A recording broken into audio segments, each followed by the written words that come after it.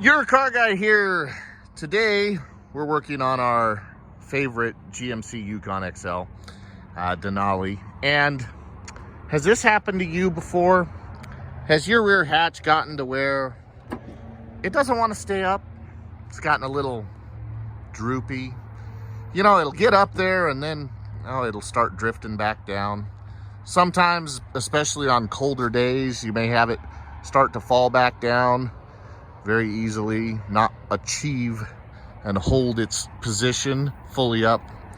Well, what's causing this is actually these strut rods, and you can see this residue here and this oily substance.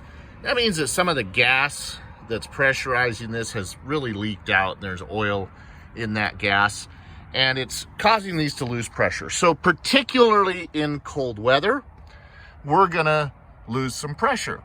The good news is this is very easy to fix and not expensive at all.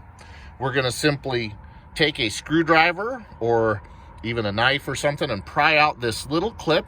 Then we'll be able to pull off this strut rod from the peg here, and the new one's just gonna clip on. Make sure to look at the orientation. You see you've got an angled end here. You've got the strut part's actually down here and the rod's here. Now when you do this too, reminder that this is gonna wanna come down on you. So, you know, if you're tall enough, you can hold it up with your head or have an assistant help you while you're holding it up.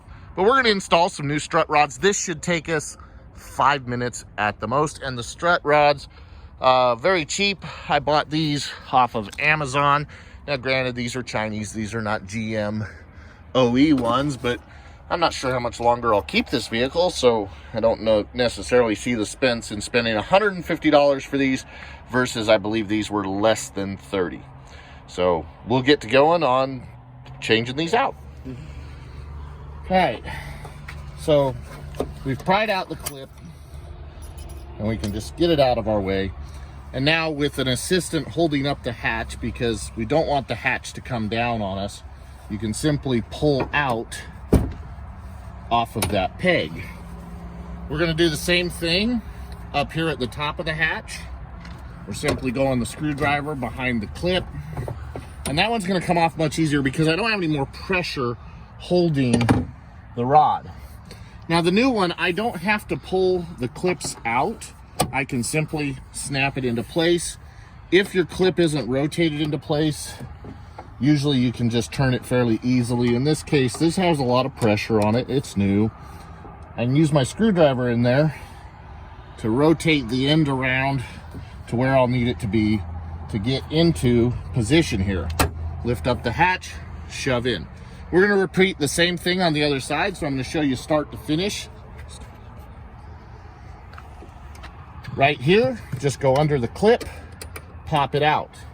Make sure you've got somebody helping hold up the hatch and just pull right out. If you lift up on the hatch, it helps release because that ball socket's gonna sit in there a little bit. Now the top piece is just gonna come right out. Well, if I pull my clip out all the way on both sides. Then again, new one simply snaps into place. This one's already rotated where we need it to be. Push up on the hatch fully to get it in, and that's it. Now we have new struts that have a lot more tension. You can see the difference in how well that's holding up. And again, this is gonna do better. You may only be seeing the problem on cold days, but that's how you know it's time to put some new strut rods on. This is your car guy. Please like and share the videos and subscribe to the channel.